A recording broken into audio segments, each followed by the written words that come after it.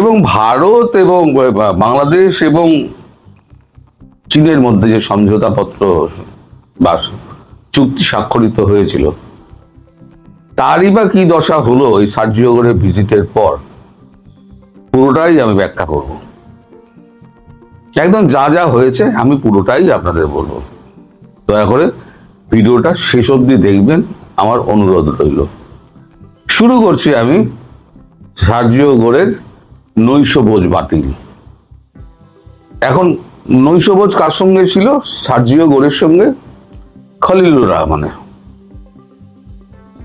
তার সঙ্গে খলিলুর রহমান সার্জিও গোরের যে সাঙ্গপাঙ্গ, আমি তো বলেছি যে ক্লোজ ডোর মিটিং মানে সেটা একজন থাকবে তার কোনো মানে নেই। 12 জন, তার সেক্রেটারি ফেক্রেটারি সব মিলে 12 জন উপস্থিত। ওদিকে আমাদের খলিলুর রহমান তিনি কি করেছেন? তিনি বিএনপি থেকে, এনসিপি থেকে, ইউনূসের দলের লোক, তারপর এলি তেলি গাঙ্গুরাম, যাকে পেরেছেন তাকে নিমন্ত্রণ করে নৈশভোজে ডেকে পাঠিয়েছেন। যে আমার কত হ্যাডম দেখো, আমি তোমাদের মার্কিন রাষ্ট্রদূতের সঙ্গে আমি তোমাদের বসিয়ে দিচ্ছি। এখন মার্কিন রাষ্ট্রদূত তো মার্কিন রাষ্ট্রদূত, মার্কিন নীতি অনুযায়ী চলেন। তিনি প্রথম এই দৃশ্য দেখে খলিলুর রহমানকে একান্তে ডেকে নিয়ে গিয়ে বলেন যে নৈশভোজটা হচ্ছে আপনার সঙ্গে, আপনার পরিবার বা আপনার দল, আপনার সমর্থক, আপনার দেশের লোকের সঙ্গে কিন্তু আমার বৈঠক নয়। 1-to-1 বৈঠক মানে আপনার বিদেশ মন্ত্রকের যে সমস্ত প্রতিনিধি আছে তারা থাকবেন, আমার বিদেশ মন্ত্রকের প্রতিনিধি যারা রয়েছেন তারা থাকবেন, এর বাইরে কারোতে থাকার কথা নয়। ঠিক আছে, চলুন আগে আমরা বৈঠকটা শেষ করে নিই বলে একটা আলাদা কামরায় নিজেরা চলে যান 12 জন প্রতিনিধি সহ। আর ওই যে আপনার একজন উপদেষ্টা আছে না, তাই কিন্তু ঢুকতে দেওয়া হয়নি, এটাও শুনে রাখুন। তা সেখানে আমি যা যা বলেছিলাম, যে যে প্রশ্নগুলো উত্থাপিত হবে, ঠিক সেই প্রশ্নগুলোই উত্থাপিত হয়েছে। চীনের সঙ্গে চুক্তি, তুর্কির সঙ্গে চুক্তি, এখানে ড্রোন কারখানা, অস্ত্র কারখানা, চীনকে মংলা ভোট দেওয়া, চীনের রাষ্ট্রদূতের সঙ্গে গোপনে তহরম মহরম,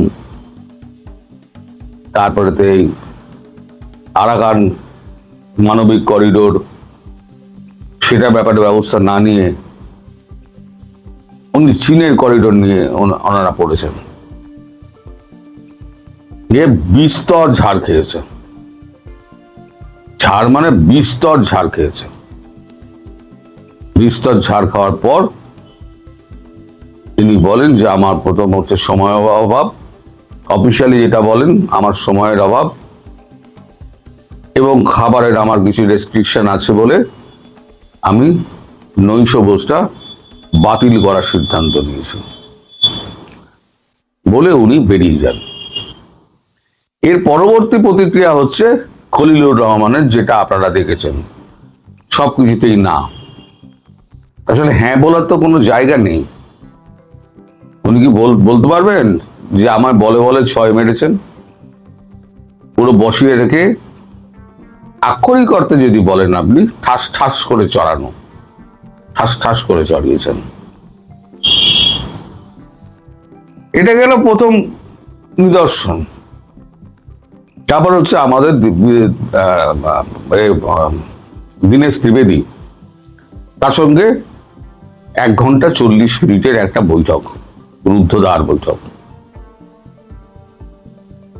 সেই বৈঠকে তিনি এটা স্বীকার করেছেন দীনেশ ত্রিবেদীর কাছে যে মার্কিন যুক্তরাষ্ট্র আগে যে চোখে দেখতো বাংলাদেশকে এবং যেভাবে শুনেছিল আওয়ামী লীগ সম্পর্কে, মানে যে সমস্ত খবর তাদের কাছে গেছিল, সেগুলো কিছুটা সত্য, বাকিটা সর্বৈব মিথ্যা।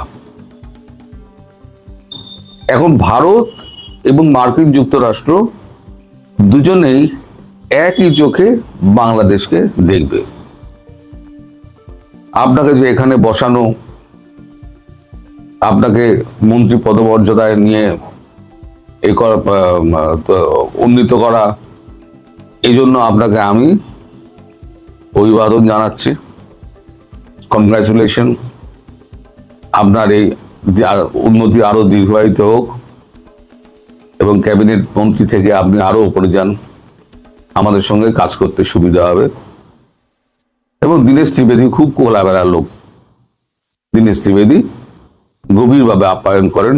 যেটা 40 মিনিটের মিটিং ছিল সেটা 1 ঘন্টা 40 মিনিট হয়ে গেল, অথচ নৈশভোজ ওদিকে বাতিল হয়ে গেল। এবার এরই মাঝখানে যখন মানে ওই বৈঠকটা যখন শেষ হয়ে গেছে, মানে নৈশভোজ শেষ হয়ে গেছে, আচ্ছা আগে দীনেশ ত্রিবেদীর কথা আগে আসে। দীনেশ ত্রিবেদী যখন বৈঠক যখন শেষ হয়ে গেছে, তারপরে তিনি সেনা হেলিকপ্টারে তার যাওয়ার কথা ছিল রোহিঙ্গা পরিদর্শনে, রোহিঙ্গা ক্যাম্পগুলো পরিদর্শনে, কিন্তু তিনি সেনা হেলিকপ্টার ব্যবহার করেননি। তিনি একটি প্রাইভেট সংস্থার একটি প্লেনে ভাড়া করে তিনি পুরোটা ঘুরে আসেন। ঘুরে এসে তারপর আজকে সকালবেলা তারেক রহমানের সঙ্গে বৈঠক করেন। বৈঠকটা শুরু হয় আপনাদের স্থানীয় সময় সকাল 8টায়। বৈঠকে তারেক রহমানকে আগা পাঁচতলা, যাকে ময়দা ঠাসা বলে না, ময়দা ঠাসা ঠেসেছেন। এবং আমি বলেছিলাম সঙ্গে পুরো চুক্তির দস্তাবেজ নিয়ে যাবেন, এবং প্রকৃত অর্থে কিন্তু চুক্তির দস্তাবেজ নিয়ে গেছিলেন।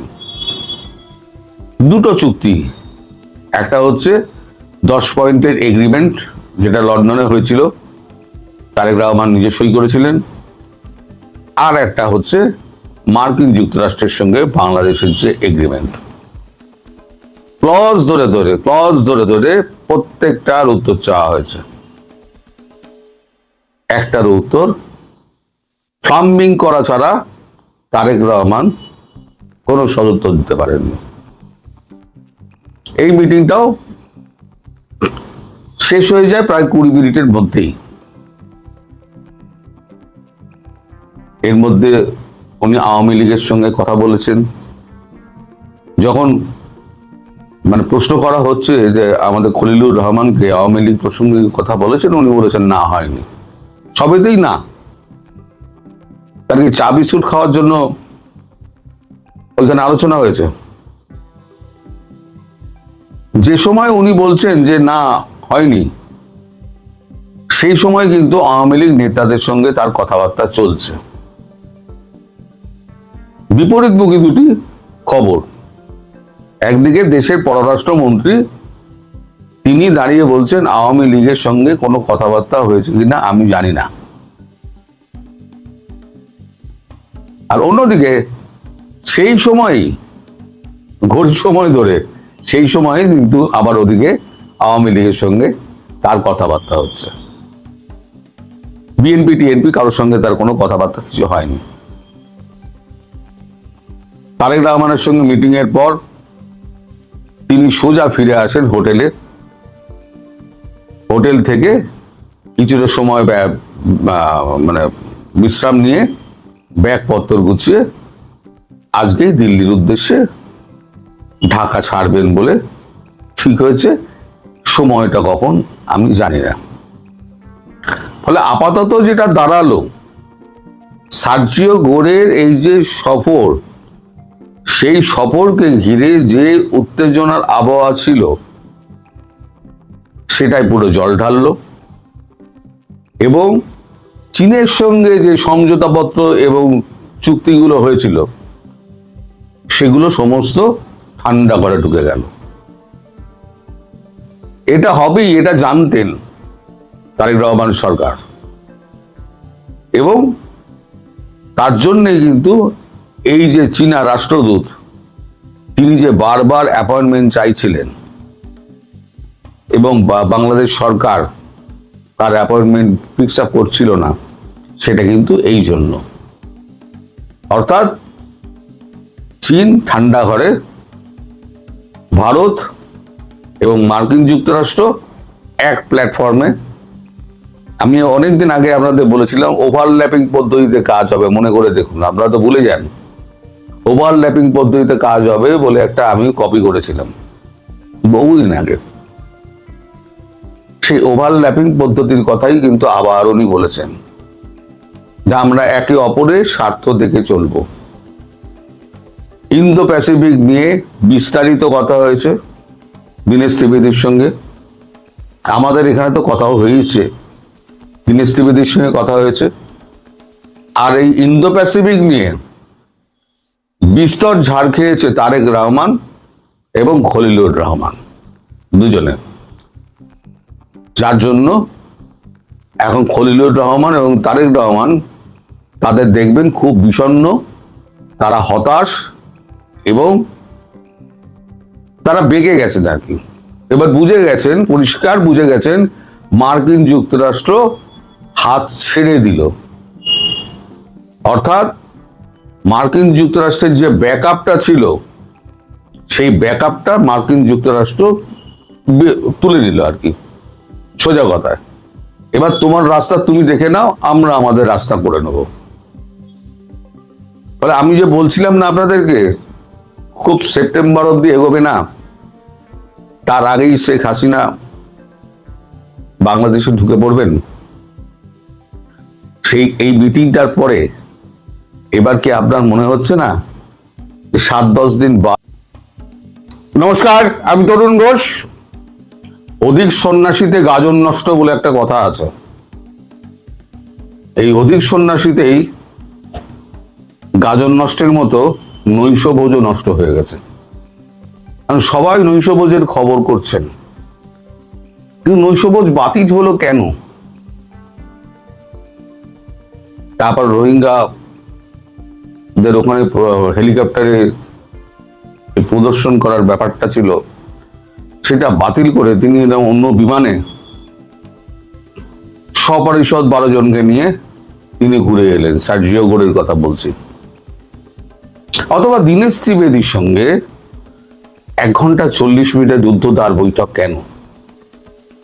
বা তারেক রহমানের সঙ্গে কি কথাবার্তা হলো এবং তারেক রহমান কি বললেন?